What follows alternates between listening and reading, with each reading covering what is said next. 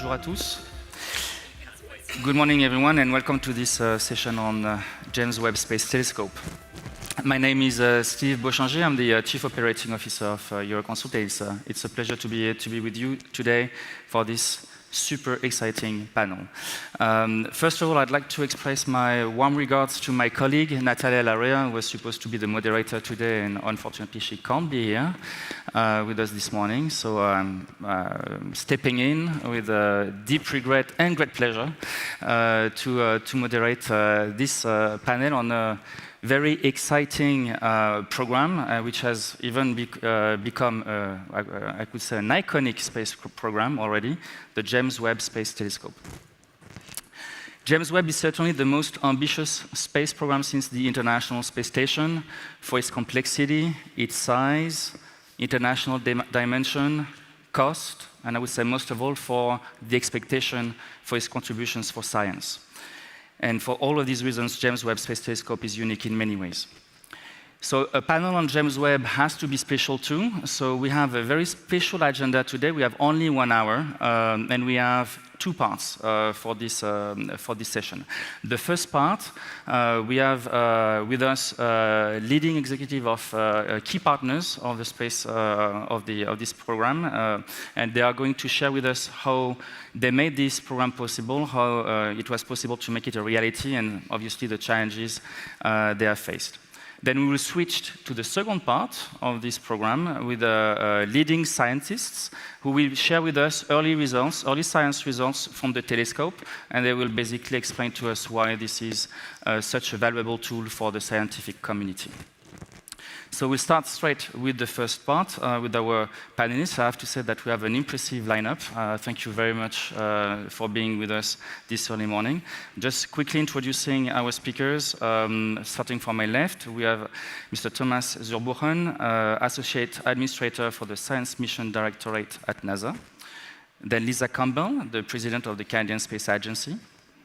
Then Joseph Aschbacher, Director General of the European Space Agency. Stéphane Israël, CEO of ArianeSpace, and Hervé Gilibert, CTO of ArianeGroup.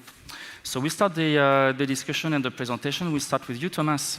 Thank you again for being with us this morning. So James Webb is a truly masterpiece. It took, I think, around 30 years to implement end-to-end until this launch, and required, obviously, extensive collaboration with a lot of stakeholders, national, international partners, and so on. And I guess that you faced multiple challenges. Can you maybe briefly explain to the audience how this program became a reality, and what did it take to make it happen? So what's really amazing about being in this program is that you're benefiting from decades of work by individuals who started thinking about this before we even started our jobs, any one of us. Because for over 30 years, people have been talking about it, and they have been thinking about images like the one that's up there, not because they knew how it will look, but they knew that looking at the universe in new light, in this kind of high-resolution infrared, the entire nature would look differently and would look in ways that, frankly, we could only imagine, that we could start addressing questions that are otherwise only kind of theoretical, kind of things that we've been thinking about, but we had never seen the universe that way. So it's that vision that drove it forward. Sometimes there were obstacles that almost seemed insurmountable, but what mostly did it is 3 agencies, 29 US states, 14 countries, and a number of companies, including the company that got us to space, that I will speak later, as well as Northrop Grumman, Ball Aerospace, Lockheed Martin, however they're called, many others that got us there. So it's, in many ways, it's really vision and collaboration that got us to that amazing goal. Do you want to show some of the slides? Well, I think the other thing I want to talk about really is that a program like that is full of challenges, and I want to tell you, as we're sitting right here, we're working with 3 challenges. One of them we talked about yesterday, a filter reel of Mary, the medium kind of resolution kind of enabling filter wheel has a little bit more friction than we like. So we're taking a break and just making sure it works well. Basically, every month we've been hit by a small micrometeorite. One of them was larger than we expected. And frankly, as we're going to launch Artemis 1, we're going to have kind of using the same antennas for deep space for both Webb and Artemis. And the reason I'm telling you about all these, there are a lot of obstacles and issues that got us there, right? Kind of to get to a place like this. What I'm showing here is the Carina Nebula. I'm sure the scientists are going to talk about this in much more detail as they can. Kind of a birthplace of new solar systems in our own galaxy, kind of made out of the leftover of previous generations of stars, in this case, imaged in the infrared. Therefore, we can see kind of chemical molecules that are there, right? It's just, it's images like that are now, just amazing everybody around the world. But make sure you understand that the way you get there is not because of lack of obstacles, but because the team that you assemble that I talked about is manages to get through it. There's other images I could show you, which is, of course, the Cartwheel Galaxy, again, likely discussed later. Okay. If you have to maybe retain the one key challenge, what would that be? The top challenge that you face for this implementation? So it's actually kind of funny. I did that exercise and asked many people what they thought. And I'm going to ask my colleagues here what they thought the top challenge was. For me, personally, the top challenge was something like 5 years before launch. We struggled, kind of in ways that, frankly, we just made many more mistakes than we should have. I don't know whether you've ever run a team, any one of you, or been part of a team that did something really hard. Sometimes you get kind of towards the end, kind of a little bit of a crisis of belief almost, like coming together. It's not that people aren't working perfectly, trying to be really there, alert and everything, but kind of as a team, like if you watch, football, as you call it on this side of the Atlantic, on TV in the morning, on Sunday or during the weekend, you can have excellent athletes on the team, on the field, but not a great team. And so basically building a great team was really what I thought was the biggest challenge. But if you're okay with that, I'm really interested what you felt the biggest challenges were. Anyone wants to comment on this, on the biggest challenge or not? No? It was maybe as well a challenge and a success. And a success, challenge and success. I mean, there are, as Thomas is saying, there are many challenges coming up, of course, on the side of ESA, apart from contributing on the instruments. One big challenge was, of course, the launch itself. And there I have to say, and I will probably say a few words afterwards on exactly this event, the launch campaign, making sure that everything is perfect, climbing this high mountain. Thomas comes from a mountain country, myself and some of the other participants as well, climbing this high mountain and making sure that you reach there and reach there at the right moment is a huge challenge. And I think these moments or these weeks and months just before the launch for us was a huge challenge, a huge mountain to climb as well.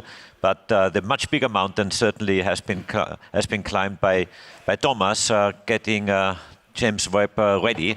Couple of years before the launch, 4 or 5 years, as you say, because there I realized that you have done an enormous job and shown leadership, and thank you for that and compliments for that. Yeah, and the issue that I talked about the team, what we worked on last was really this deployment of that huge system. And the deployments, right, that all folded up like a transformer in the movies on top of the rocket that need to be deployed to the shield, the area of a tennis court 5 times over with the exact shape and the optics that need to be aligned. So basically, when you look at the image, it's just like it will be one big mirror, even though it's 18 small ones or smaller ones that are aligned together. So I just couldn't be more proud of the team. Kind of when I look at an image like this, the Cartwheel Galaxy, of course I see the stars, I see the galaxies, I see the astrophysics, but I also see the work of the amazing team that really enabled that. Again, an international team that came together despite the obstacles, not because there were none of them. Thank you, Thomas. We move to Lisa for the CSA. So Canada is a key international partner. I don't think this is the right slide, actually. This is the next one. If you can, no, this is not this slide. Yes, I think this is this one. So Canada is a key international partner in the program, and space science and exploration is an essential pillar of the Canadian space program, with a lot of achievements with the Canadarm and many others. Can you elaborate on what are the key contributions on Canada for this program and what it is impactful for Canada? Merci beaucoup, ça me fait tellement plaisir d'être ici. Bonjour tout le monde. Ouais. Good morning, everyone. Canada's so proud to be part of the international collaboration on the James Webb Space Telescope. We've contributed two important elements to Webb, a scientific instrument and a guidance sensor. Canada's fine guidance sensor is crucial to all Webb observations. It allows the telescope to point at and focus on objects of interest with extreme precision. The FGS guides the telescope with an accuracy of 1/1,000,000th of a degree.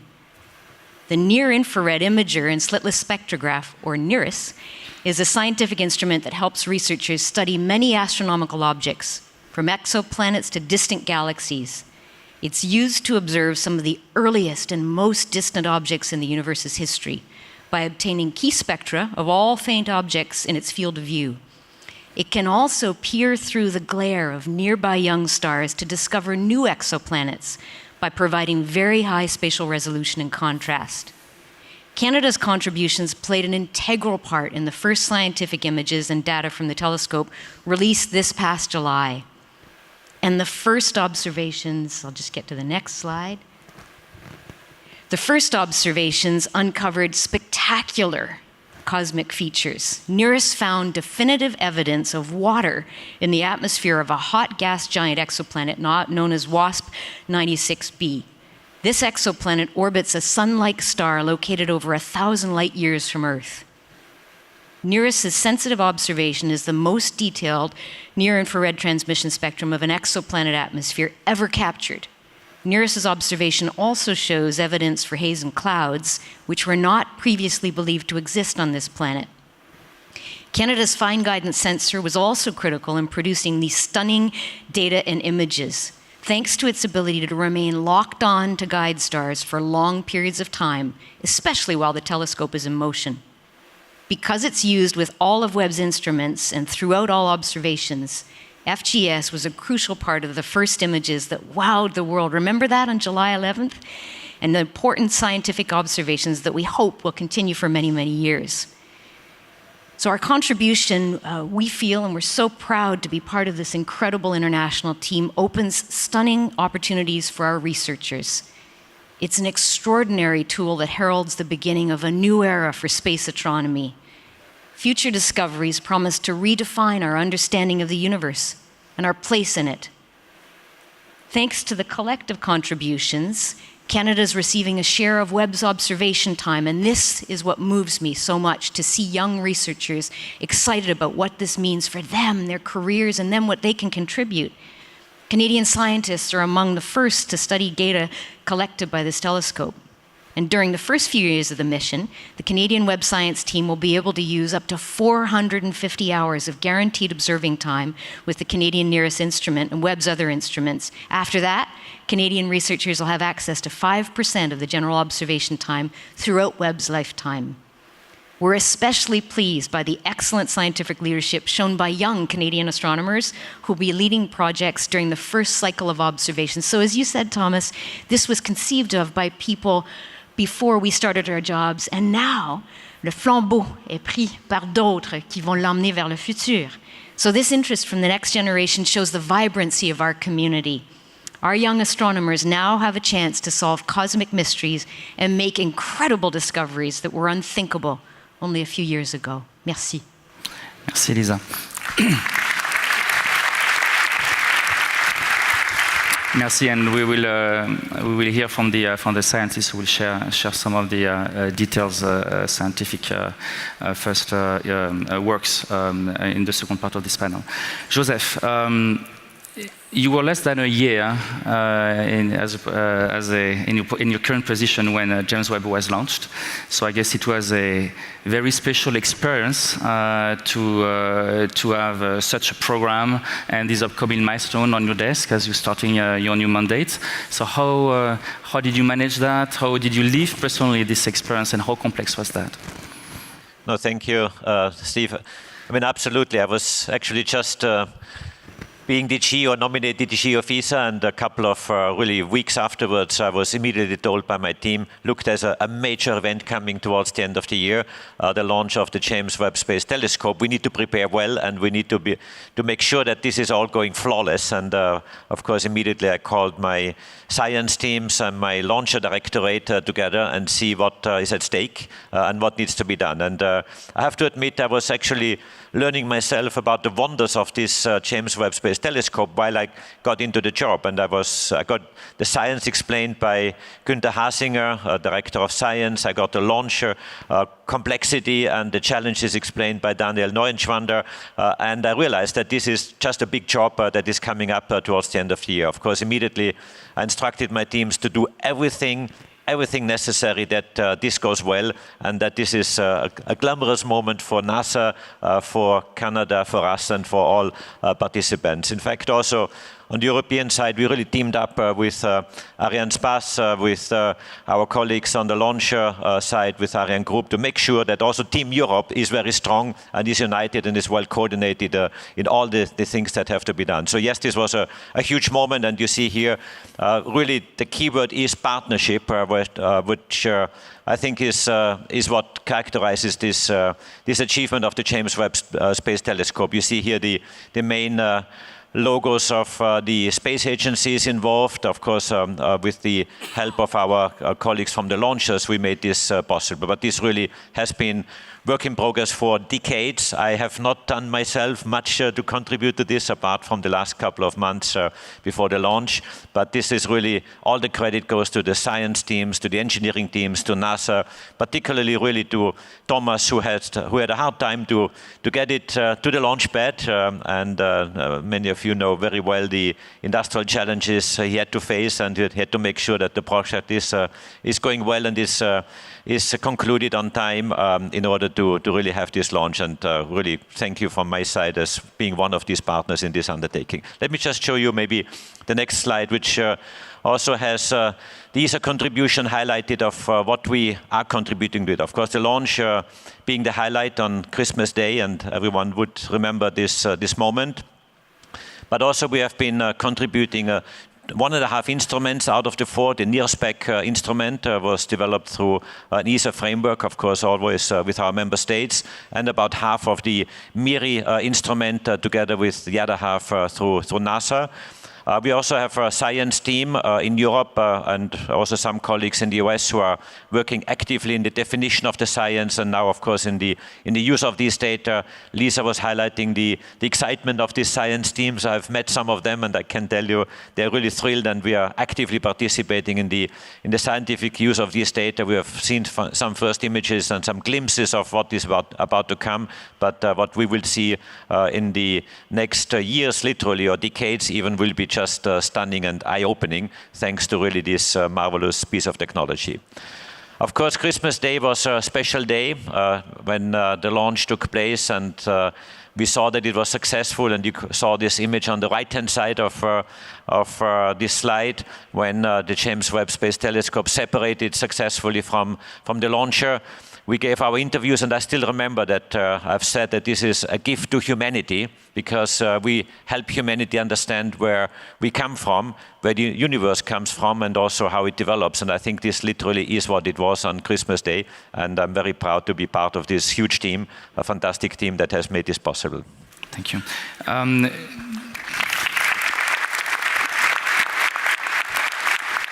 Very quickly, in a few words, what makes ESA is an agency which is born on international collaboration. What makes this program different in terms of international collaboration in a few words? Yeah. Now, very briefly, I mean, we have, of course, many projects of international cooperation, the ISS, and many other activities, Artemis, of course, right now.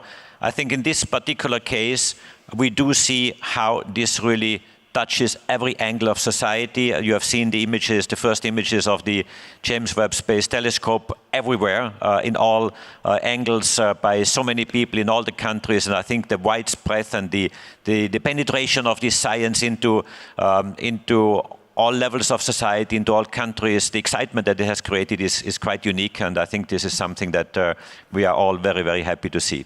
Okay, thank you, Joseph. Stéphane, launching James Webb has been a historical milestone for Arianespace. It was obviously as well a major responsibility on your rocket shoulder. How does it feel? He's arriving. Yeah. How does it feel to have such a passenger on your rocket on Christmas Day? You will see some images from the arrival of the telescope by boat. Usually, our classical satellites, they come by an Antonov, but here it was by boat, and you will see during my speech some images of this amazing campaign. Maybe just a few milestones. So the discussions on Webb started at the end of the 1990s. In 2003, we made the first preliminary studies. In 2015, this was the formal award of the contract. And then the pressure becomes higher and higher. Very important milestone. Summer, 6 months before the launch, Thomas called me and said me, yes, I would like to come to Guyana. Okay, why not? And it was the start of the final countdown. And Thomas came for the launch before Webb. And it was very important because at this period of time, we have had to requalify the fairing. And you see the fairing on the images. So it was quite sensitive. And by the way, what you see, the encapsulation has not been an easy one. And so I can really say that for me, the final countdown started 6 months before, which is more than what we do usually. And I would highlight towards team spirit, because we have really worked as a team. Arianespace and ArianeGroup for sure, but NASA, ESA, and Arianespace. And transparency, and Hervé could say more on that, but we have given all the information we could give to NASA in the last 4 or 5 years, because we have had to mitigate some limited issues on Ariane, and it was very important to give all the information to NASA. And this campaign has been very special because at the end of the day, what was very important was the level of cleanliness, and it has imposed very special protocols. And here again, it was a full transparency. For Arianespace and for the Ariane family, failure was not an option. And it was, for us, absolutely mandatory to be successful. And we have been even over-successful with the perfect injection and the over-achievement of the injection. But it's clear that what is a bit difficult to manage is, when you have a $10 billion bird and that failure is not an option. And then many things happen in your head, even if you are totally confident in the rocket, and we were sure that we have done all we could. It puts a little of pressure, but it was a positive pressure because we had this team spirit. And I think this is really what matters. Team and trust. When you have such a difficult project to handle, this really makes the difference. I just remember the day of the launch, we were on the launch pad with Thomas, Joseph, Philippe Baptiste from CNES, and Thomas wanted to have people from Netflix with us. So it was an idea of Thomas, and it was a good idea. And then the guy said, okay, I have a question for the 4 of you. What is happening if there is an anomaly? When you say an anomaly in your business, it means a collapse. So we looked at the rocket and we say, no, but space is difficult, it's not always successful, so we are all prepared to that. But I don't think this was really what we were thinking. Yeah. But I really remember this discussion, and maybe it will be shared by Netflix because it's really collector, as we say in French.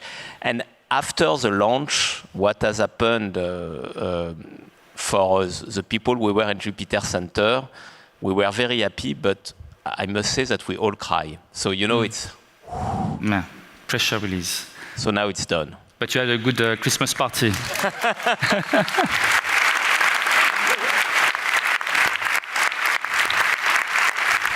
Yeah, I guess the Christmas party at the end was pretty successful. And just maybe to finish, the first Ariane was launched 24 December 1979. James Webb was launched 25 December 2021. In our profession, there is a lot of superstitious, and it means that for Ariane, Christmas is a good day. Either 24 or 25, we can launch, so no problem. Thank you, Stéphane.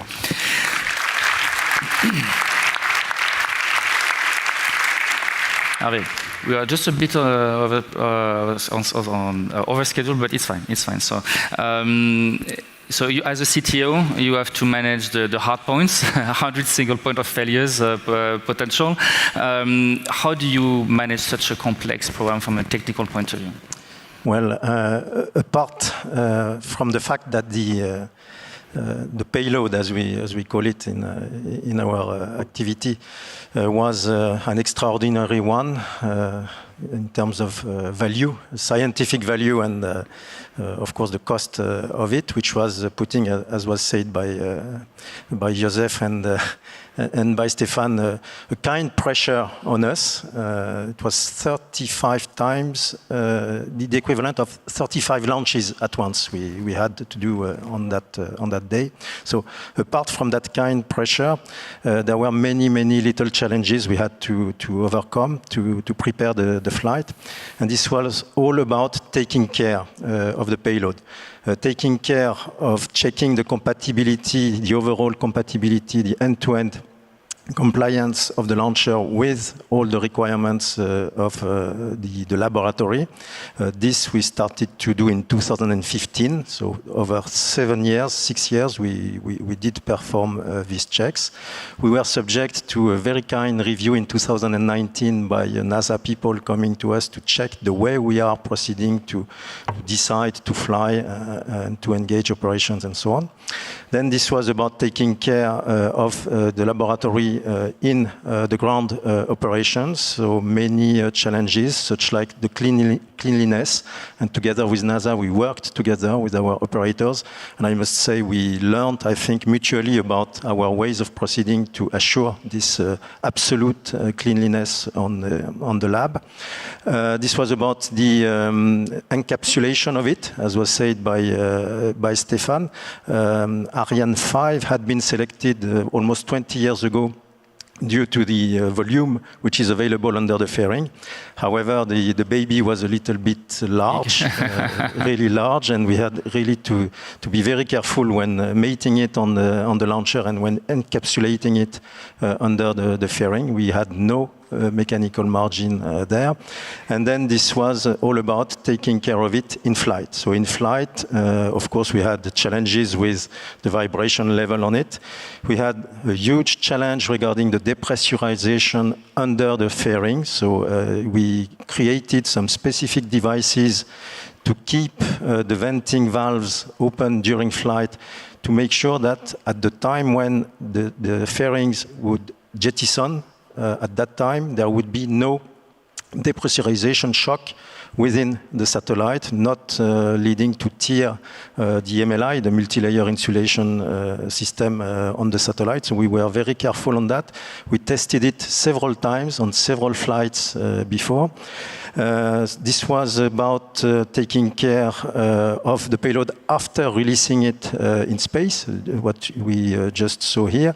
So we had in our mission, in our requirements, the requirement to escape from the area where we had released the laboratory, and to make sure, thanks to the very residual pressure we had in one of our tanks, to make sure that we would push the upper stage far from an envelope volume that was forbidden to us. So many specificities that we had to develop, to qualify, to test also in flight.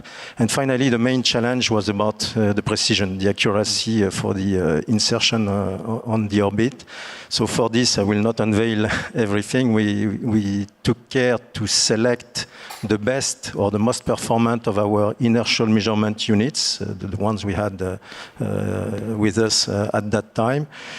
We took high care in the way we performed, we developed the flight software. One has to realize what has been done thanks to that. Let's have in mind that when we launch a payload on the ballistic trajectory, usually we target an orbit which is a position in space which is 30 times farther than the trajectory that has been done by the launcher. This time, this was 1,000 times more. So we had to be precise enough to hit a target which was 1,000 times farther, and we just hit the center of it, exactly the center of it. Really impressive.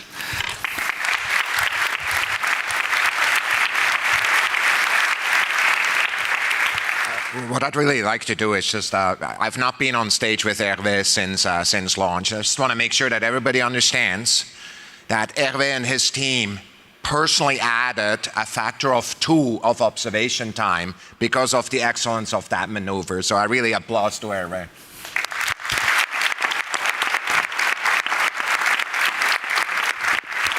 So I think this is a great conclusion for this first part. Unfortunately, we could talk for another 30 minutes or an hour, but unfortunately we have to move on our agenda. Please stay seated. We are going to move to part 2, where with the lead scientist presenting some early results. So please stay seated, but please join me to applaud our gentleman here. Thank you very much. Merci à vous. Merci. Merci. And I'm calling the panelists to join me for part 2. Okay. Eric, Pascal. Good. That was a swift transition. Welcome to this panel on James Webb. Now we have a video. Yeah, maybe we can switch the video. Welcome for this part 2 on James Webb. During this second part, we have the pleasure to have lead scientists who are working on the scientific exploitation of the telescope, and they are going to share some of the early science results from James Webb. Presenting our panelists, starting on my right, we have Eric Smith, program scientist for the James Webb Space Telescope program, Astrophysics Division Chief Scientist at NASA. Then on his left, Dr. Pascal Tremblin, researcher at the CEA at Paris-Saclay. Vasilis Charmandaris, director and researcher at the Institute of Astrophysics, professor of Department of Physics, University of Crete. And Guido Roberts Borsani, postdoctoral researcher, University of California at UCLA. So it's going to be great because we're going to discuss science, even if I'm absolutely not scientific myself, but as a scientist myself. But I'd like to start, Eric, by asking you a question from a non-scientist point of view. Very simple question: what makes James Webb special compared to all other telescopes and all the tools that you had at your disposal before? What can you do today that you could not do before, basically? That's actually a great question. And Webb's main benefit is the giant size of its mirror. We have never launched a telescope this large into space. So this light collecting capability far exceeds anything we've had before. In fact, it's more than 100 times more powerful than the Hubble Space Telescope. So the combination of giant mirror and cold telescope let us see things we could never have seen without this telescope. I don't know if anyone else wants to add anything about that. Any? Yeah, I don't know if you want to share. No, that's why is that tool so powerful compared to others? In addition to what Eric mentioned, the great advantage also is that it offers us observations in wavelengths that we couldn't see with our eyes, and we are able to peer through the dust and actually see the most interesting parts of the universe, which are actually hidden from our eyes. Okay, interesting. Eric, I think you're going to present some highlights on the program that will be coming from Webb's first year of operations and observations. I'll let you commenting these beautiful images behind us. Sure. What I want to talk about are some of the first science results. Now, the picture you see behind us here was from one of the handful of results we put out just to verify that the telescope would work. I like to think of this as what Webb can do when it's not even trying. It was the deepest picture of the universe ever taken. But we wanted to have programs that exercised all the telescope's capabilities the way scientists would. So we constructed what we called the Early Release Science Program. And that was 13 programs we selected, 3 of which you'll hear represented today. And I wanted to talk just a little bit about some of the other science that you won't hear about, but was conducted in this Early Release Science Program. This image here, it's of a type of star we call a Wolf-Rayet star. It's a very hot star nearing the end of its life. It will eventually supernova, and those ripples you see are actually pieces of the star that have been ejected in pulses, and this is how dust is distributed in the universe. The stars make it, they send it out, and those giant clouds that were in the Carina Nebula that Thomas showed, those are formed in stars just like this. And so this is a beautiful image, and this and another image have something in common that I want to highlight. So this is one of the early release science programs. This is not an early release science program. This is of the M74, a beautiful face-on spiral galaxy as seen by Webb.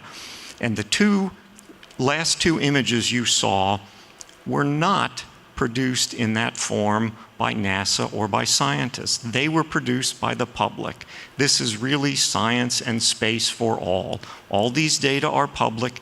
Anyone in this room can download them, use them for science if they wish, or for art if they wish. Both of those images were produced by lay people, and I think that's just astounding. So, just one question. How much time does it take to process the data? When you receive the data from the telescope, what's the complexity, the processing to become an image? There is a pipeline of processes that occur once the data come down to put them in some basic format for use later on. So that takes just a few hours for that process. To produce an image like you see behind me can take many hours to days, depending upon how you want to manipulate them and what you want to do them. Pretty quick. Yeah. Yeah, pretty quick. So I'll just say very quickly before I pass it on to Pascal that this early release science program investigates all types of astronomy, from the images of Jupiter that you saw there. We've taken pictures of exoplanets. We'll be looking at supermassive stars and how they form, ice that forms around stellar systems, how stars die, like that Wolf-Rayet star, and how galaxies become active in their centers and eventually disrupt the galaxy around them, and the deep images we'll see from the universe. So we're doing all of that, but I really want to turn it over to these folks so they can tell you in detail about the amazing stuff they're doing and releasing to the public immediately.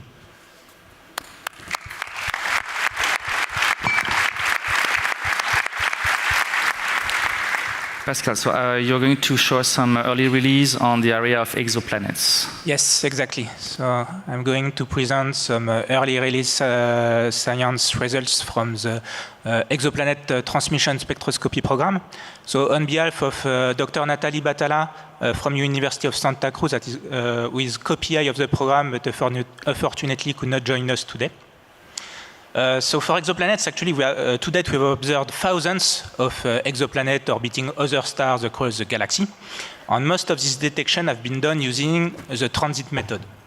So with the transit method, what we do is that we observe the light of a star as a function of time. And when the planet is passing in front of the star, it's going to block some of the starlight, causing a dimming of the light curve. It's what we call the transit. And so the transit method is used by space missions like NASA's Kepler and TESS mission, but these missions are observing the transit in effectively white light.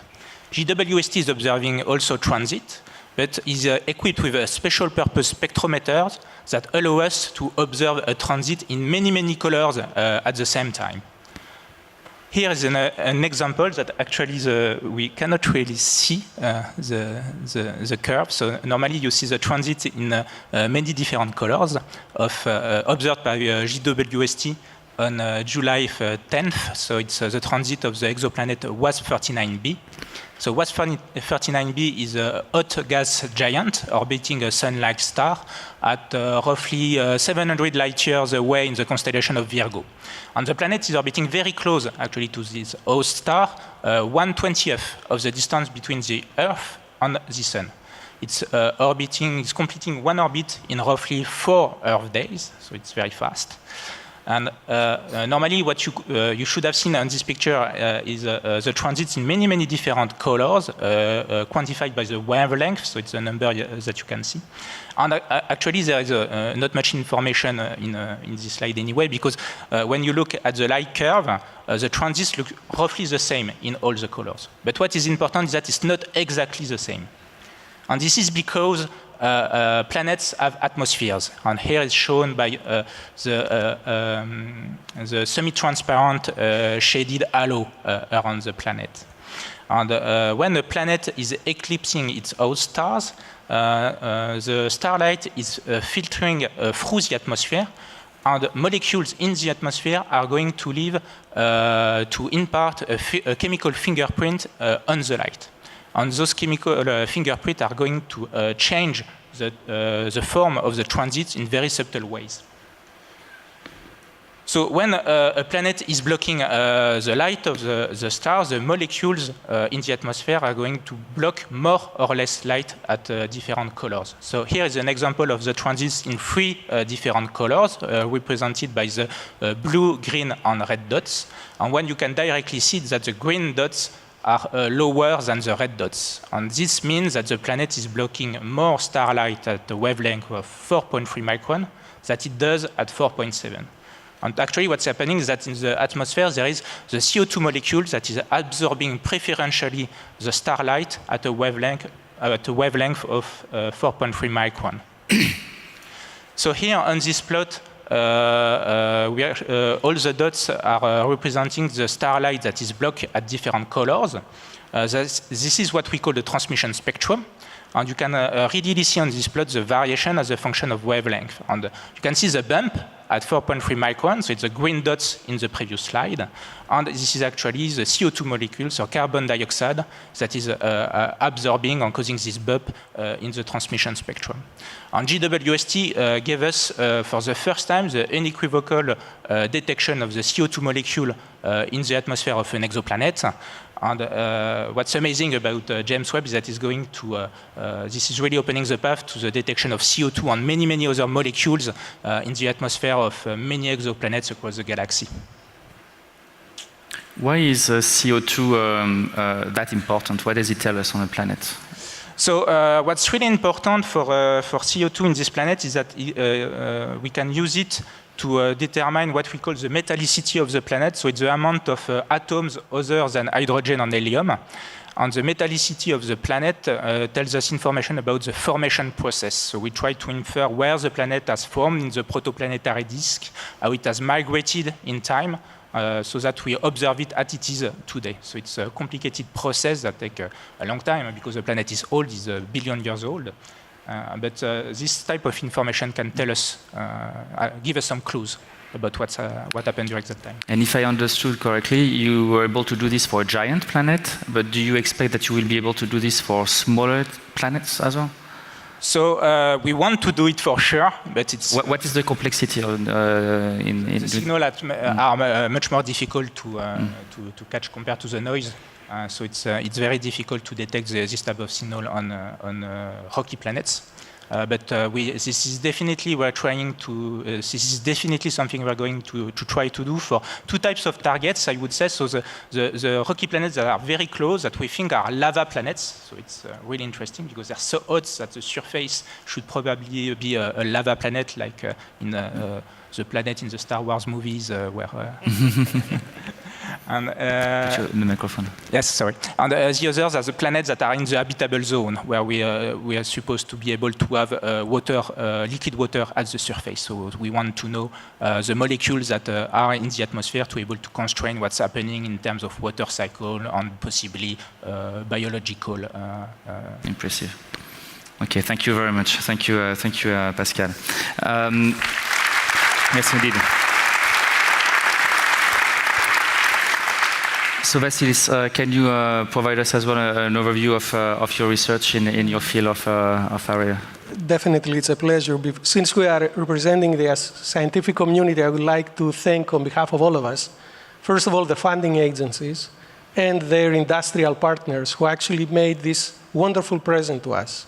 Well, a couple of days after the longest night of the year in the Northern Hemisphere, they launched JWST, and it's fantastic. And it's been a pleasure because, you know, scientists are often very demanding, but because they only need data, and often they forget how complicated it is to actually make things happen. So, how did you feel? Just one question. How did you feel? Because we were saying, how did you feel when you saw the first image? Was it like more than you were expecting when you saw the image? You said, "Wow, that is even more," or Actually, I was extremely impressed because I had the privilege to be involved in two previous missions, one led by ESA, the Infrared Space Observatory, and then Spitzer Space Telescope by NASA. So I knew already how challenging it is to actually make the launch happen and ensure that everything works smoothly. And the engineers and the funding agencies who are behind are really the people that should get all the credit. Here, what I'm presenting is another example of a really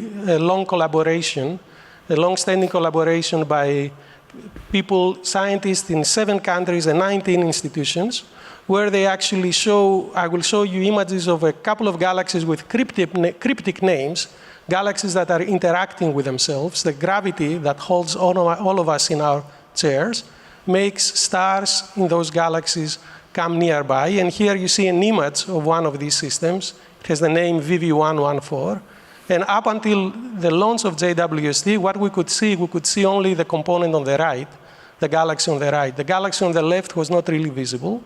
But thanks to JWST, you can actually see now clearly that the left galaxy is easily seen, and everything that you see in red are actually regions that are, even in the JWST light, are covered by dust. So all light, rather than the longer wavelengths, is absorbed. The same way when we see the sun just before sunset that appears red, just because only the red light of the rainbow goes through the dust. So this is a spectacular image of this galaxy, and we are able to resolve the eastern component of the system, and we can actually do even better. We can zoom in that area, you can see, and we can actually see clearly the composition of the system, and we can actually reveal to us the community for the first time, that this galaxy, this eastern component that we couldn't see before, is very likely hosts a supermassive black hole which accretes gas, but we cannot really see it vividly just because it has a large quantity of the dust on top of it. And if we overexpose the same image, you can actually see it here. Both nuclei are saturated now.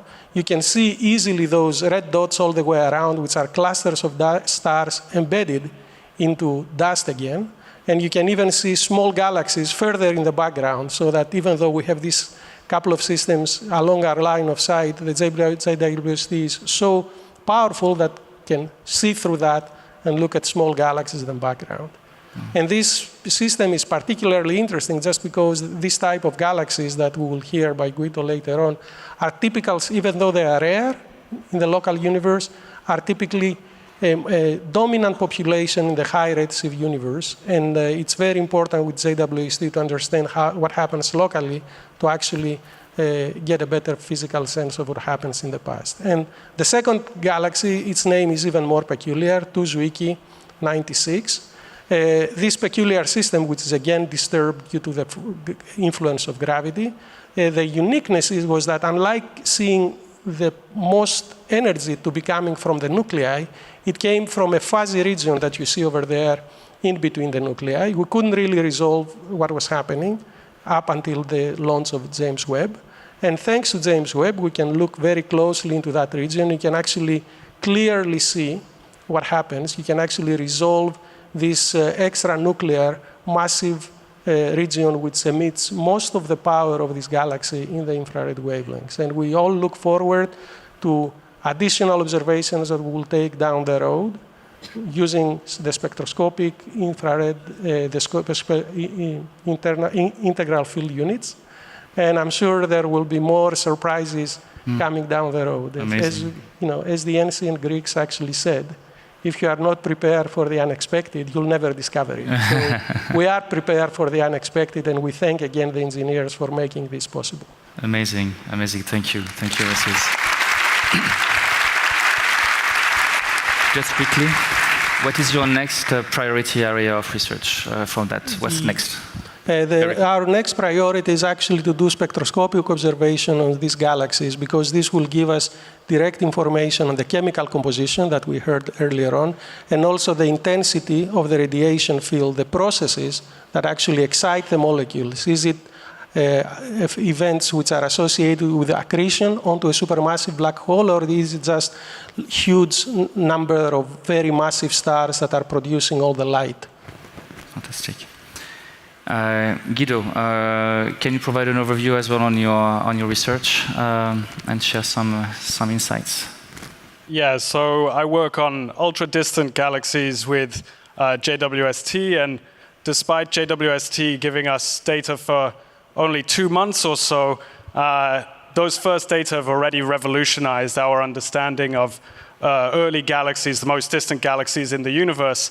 The reason for that is because the universe is expanding, it means most of the light that comes from distant galaxies is emitted in the infrared.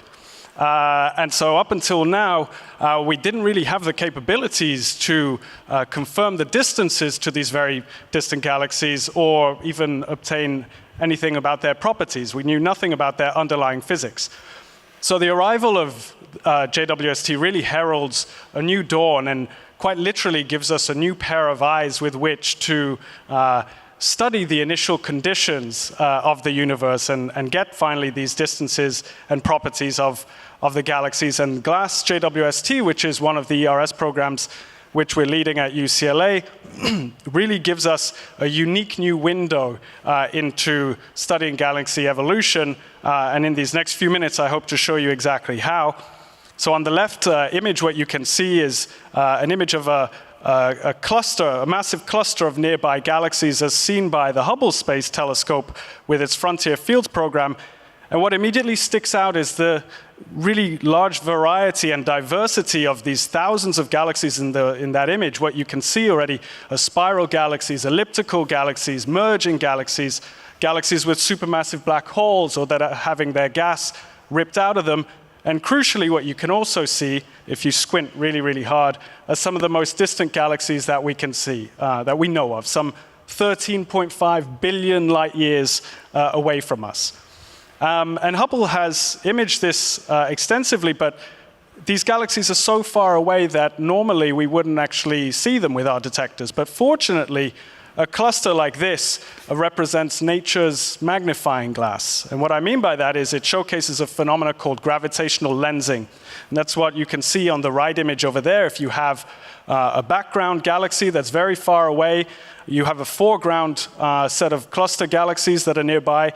The extreme gravitational field from these nearby cluster galaxies bends the light from these distant galaxies so that that light falls onto the line of sight and reaches our detectors.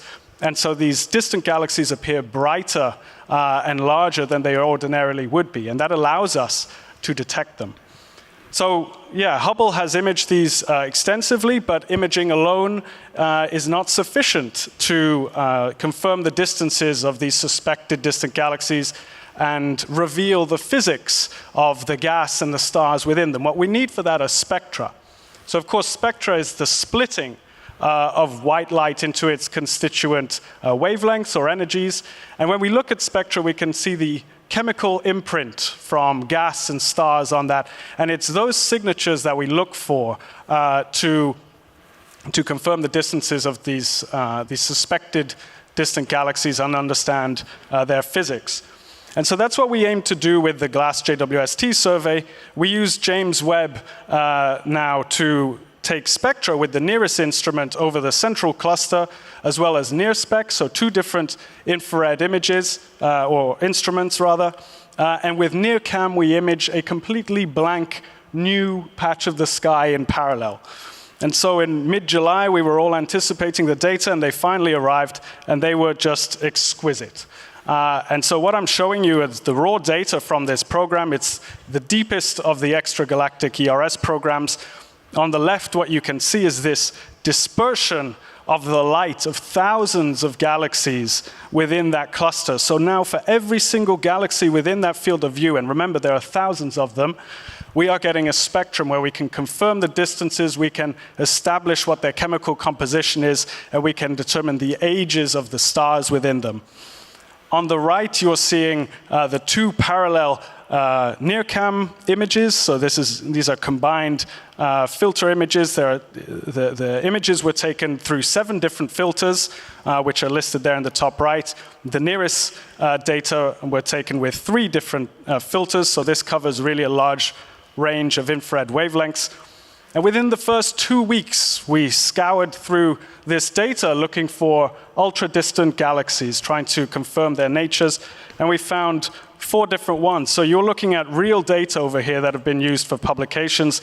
On the left, I'll draw your attention to the dark blue images. These are the dispersed light within which you can see the signatures of gas and of the stars. And if you project this into 1D, which are those sort of curves below, you can see this sort of drop in light in the leftmost panel. And this gives us the precise distance of these galaxies. So these galaxies formed only 600 million years after the Big Bang.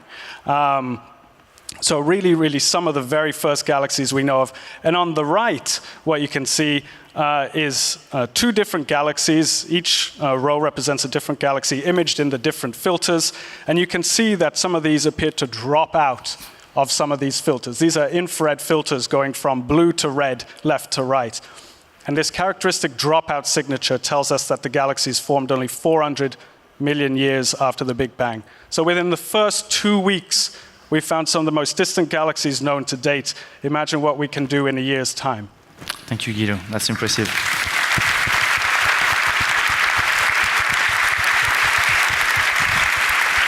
Unfortunately, we are reaching close to the end of the panel. I just have a few quick questions. We've heard since the beginning, James Webb is a lot about international cooperation for the implementation of the program and to the exploitation of the data. From a scientific point of view, how do you formalize this international partnership between scientists? Maybe starting with you. So science, by its very nature, is international, and these collaborations form through people you meet as students, people you meet at meetings, people you meet at conferences just like this. So to have an international mission for scientists, it's just how we do business. Can you explain how you work internationally with your counterparts? And, astronomers have the privilege to travel a lot, to study or to work. So, I had the privilege to spend time in the US and be educated there, spend a lot of my formative experience here in the Paris area, which was also spectacular at CEA. So via this process, you actually meet people, and science is a collaborative effort. That is, you have a common goal, try to solve a problem, a question that puzzles you, and then... And is it an accelerator in terms of scientific partnerships? Do you feel that it's going to accelerate joint programs and joint research? Definitely. Yeah, definitely, because the differing viewpoints that the different people, different experience base, different cultures bring new insights to all these investigations and we see missions. So I think it's essential. I don't know about the rest of you. Absolutely. I mean, no one person has all of the expertise to make all of these images science ready, analyze them, understand the implications of what we're seeing. So you've got to reach out to your collaborators to prepare the data, analyze them. In the GLASS survey, we have people all across the US, we have people in Europe, in Australia as well. So, the most challenging part of our job now becomes finding a communal time for Zoom calls rather than analyzing the data. Yeah, and sometimes it's the data are quite difficult to analyze, so to be able to confront our different ways to deal with the data, the different models that we are using, we can make sure that the science that we get out of that data is actually robust. So it's also great to be able to collaborate internationally and to put all our efforts into understanding truly what we can do with James Webb. Very quickly, just again, maybe a naive question, but who decides where Webb is going to look at? Who is deciding the shots, basically? So once a year, we put out a call for ideas. What should Webb look at for next year? Thousands of scientists submit proposals, usually large teams. So literally the first year, there were some 4,000 scientists involved. And then those proposals come in, and other scientists then look at them and determine which ideas are most exciting to them. So a peer review process decides what will Webb look at over the course of the next year. Okay, that's clear. Time for conclusion. Just going to ask you to put yourself in the future. We are around, let's say, 2050, and you're looking backwards. Okay. So, what has been at this point of the time? What has been, from your point of view, the key scientific discovery, if you have to say one, enabled by James Webb, or what has been its most impressive contribution to science? And each of you. Okay, well, I'm lucky I get to go first here. I think the most amazing knowledge that will come is when we go out and look up at the night sky, to be able to point to several locations across the night sky where habitable worlds exist. And that will be the first time in humanity's history that we could say life could be there, could be there, could be there. Nice. So, yeah. That's good. So yeah, we'll follow up on that from the exoplanet perspective. And also it will be the discovery of all the molecules that are around there, and that actually we do not see in our solar system. So very different worlds, as I said, lava worlds with very complex chemical cycles that we actually do not expect at all. Even though I think I will agree with Eric, but I think the most powerful message that can come out is that via this wonderful machine, humanity can demonstrate that the universe is predictable. Physics works. We make an experiment, we test the theory, we make another experiment, we push the frontier. I think that unique opportunity that we have, thanks to the technological advances, is something that will make us as humanity better and more proud down the road. Oh, that's great. And Guido, last word. I'll answer from the other end of the universe, but I would love to see the detection of the very first generation of stars and see how the emergence of the first galaxies correlates with the presence of dark matter, for instance. But what I would love to see as well is something new. Every time, history tells us every time we have a new billion-dollar telescope, something unexpected happens. And I think I'm looking forward to the unknown. Let's put it that way. Okay. So same time, same place in 2050 to check backwards.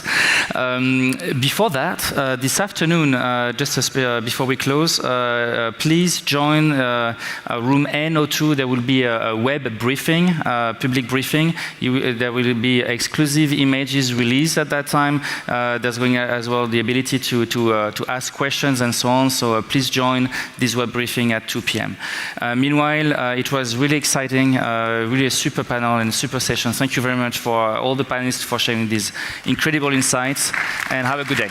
Cheers.